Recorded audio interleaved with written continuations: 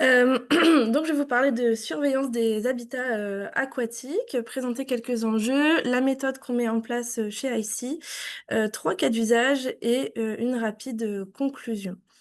Donc, je vais commencer par les enjeux. Principalement, pourquoi surveiller les écosystèmes aquatiques? Donc, globalement, pour préserver la biodiversité, assurer la qualité de l'eau, détecter la pollution, anticiper les impacts du changement climatique, respecter les réglementations, par exemple la directive cadre sur l'eau et garantir la santé humaine. Les enjeux principaux, et récurrents, en fait, dans ces thématiques-là, c'est des problèmes de synchronicité et rapidité, d'exécution, la reproductibilité des méthodes, l'objectivité des résultats et souvent aussi une optimisation, des coûts et c'est en cela qu'à ICI, on essaye de répondre à tous ces enjeux avec les méthodes qu'on met en place, chez nous. Donc une des méthodes mises en place, chez ICI, c'est la chaîne de traitement, BioCoast. Cette chaîne de traitement, elle prend en entrée donc 2 types de données. La première étant des images, satellitaires. Principalement dans nos projets, ce sont des, images Pléiades, donc THR et des données terrain récoltées par des experts, botanistes, naturalistes, enfin voilà les gestionnaires des parcs, enfin voilà ceux qui connaissent vraiment, leur territoire, quoi. Donc ces 2 types de données, on les combine, on extrait donc des indices, radiométriques avec, les images. Donc souvent on dispose de séries temporelles, assez touffues quoi, minimum, 3 images souvent allant jusqu'à, 6 images, voire beaucoup plus pour certains projets.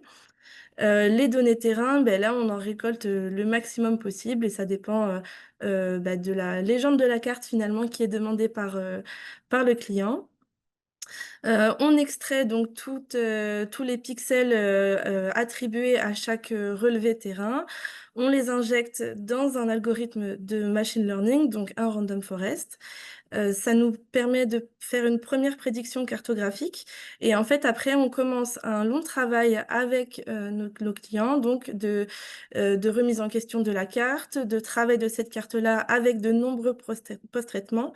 Là, j'ai pas détaillé, les types de post-traitement que l'on met en place parce que ça dépend vraiment du projet et de la demande et de la précision aussi, demandée dans chaque carte. Mais donc, la force aussi de cette méthode-là, c'est toute cette étape, d'échange, de validation, de reprédiction afin d'obtenir à l'issue de post-traitements, très fins et poussés, des cartes finales quoi, qui correspondent aux besoins, de la demande. Donc là, je vais vous présenter plusieurs cas d'usage, en fait, qui ont bénéficié de cette méthode-là. Donc le premier, c'était, pour avoir, beaucoup plus de connaissances et suivre, l'efficacité des mesures de gestion et de conservation.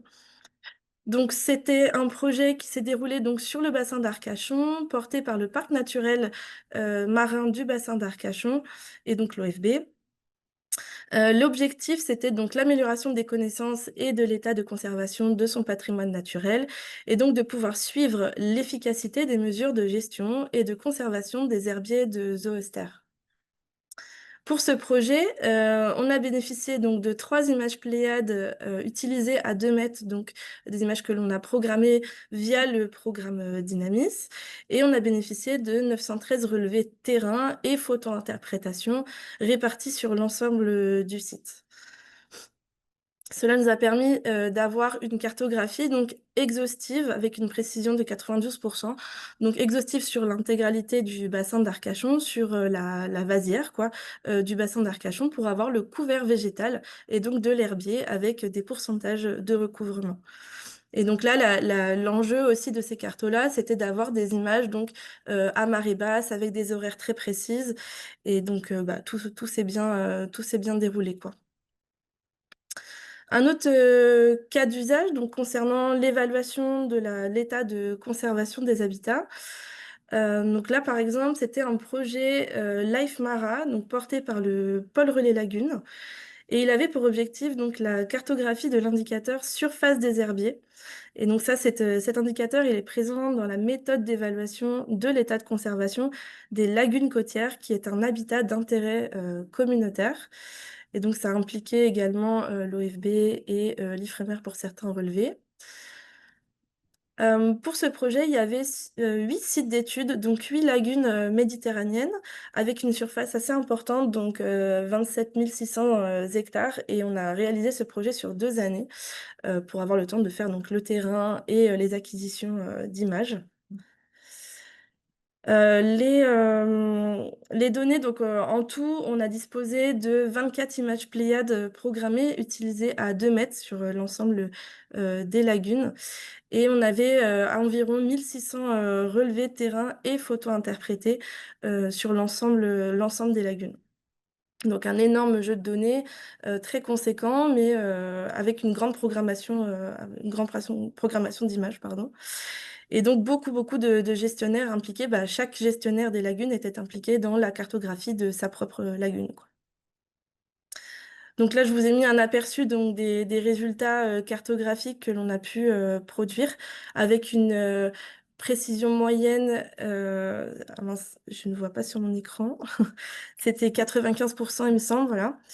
Et donc, pour vous donner une idée de la finesse en fait de la légende que l'on a produit sur chaque lagune, voilà, je vous ai mis un exemple sur le complexe lagunaire de Sals-le-Cat. Et donc là, on a une finesse de légende qui était très importante et pour la gestion bah, de chaque site et très challenging, on va dire, pour la cartographie. Donc là, c'est des habitats qui sont tous sous l'eau. Donc il y avait un enjeu de profondeur, bien sûr. Et donc pour les petits fonds, bah, c'était très visible sur les images parce que les images, on a disposé d'images de grande qualité. Bah, on a exclu les images qui étaient très turbides où on voyait la réflexion du vent en fait sur l'eau, bien sûr. Mais sinon, voilà, on a pu atteindre cette finesse de légende grâce aux images dont on a disposé, quoi. Pour un troisième cas d'usage, donc là, on parle d'évaluation du carbone bleu côtier. Donc là, c'est un projet qui est en cours de production chez ICI. Donc le projet, c'est ESA Coastal Blue Carbon. Donc c'est un projet un projet proposé par l'ESA, porté par ICI, dont le but est l'évaluation des stocks de carbone bleu côtier avec des solutions basées sur l'observation de la Terre. Et donc là, le consortium scientifique est très large, incluant des entités scientifiques du Canada, de l'Espagne, de France, voilà, donc assez large quand même. Euh, pour ce projet, il y a 5 régions pilotes. Donc, il y a tout l'estuaire du Saint-Laurent au Canada, la région de Vancouver également, toute la côte guyanaise, oui, guyanaise française, la côte méditerranéenne espagnole et française et la côte atlantique de la France métropolitaine. Donc, les régions pilotes sont assez vastes. Et donc, les écosystèmes qui sont cartographiés sont les présalés, les herbiers et les mangroves. Pour ce projet, donc, on dispose d'archives Pléiades utilisées à 2 mètres et d'archives Spot, donc à 1,50 m. Ces images, elles sont utilisées pour la calibration et pour le contrôle des cartes, parce que les productions cartographiques sont issues d'images Sentinel-2, étant donné la surface qui est à couvrir pour ces résultats. Donc série Sentinel-2 à 10 mètres. Et donc, en données d'entrée, on a aussi des dizaines de milliers d'échantillons produits sur le terrain et par photo-interprétation sur l'intégralité des sites d'études. Donc là, vous avez un aperçu. Donc là, c'est un site d'études sur le bassin d'Arcachon. Donc c'est la réserve naturelle d'Arès. Vu qu'on n'a pas d'image Pléiade sur l'intégralité des sites d'études, et ben du coup, on a pu faire des cartes Pléiade sur les sites dont on disposait pour avoir une estimation en fait de la qualité des cartes Sentinel-2, pouvoir faire une comparaison aussi entre les deux. Et en fait, ça nous fait également une garantie en fait des résultats que nous sommes en train de produire. Et donc là, on se rend compte que les résultats sont très cohérents, donc c'est plutôt très encourageant pour la suite. Et donc, on obtient une précision moyenne de nos cartos de 85% en moyenne sur tous les sites produits, avec une finesse d'habitat assez élevée également. Le but donc de ce projet, donc, c'est d'avoir une estimation des stocks de carbone à la fin. Donc en fait, on part des cartes d'habitat et on exporte ces cartes-là avec des estimations d'un stock de carbone minimum et maximum.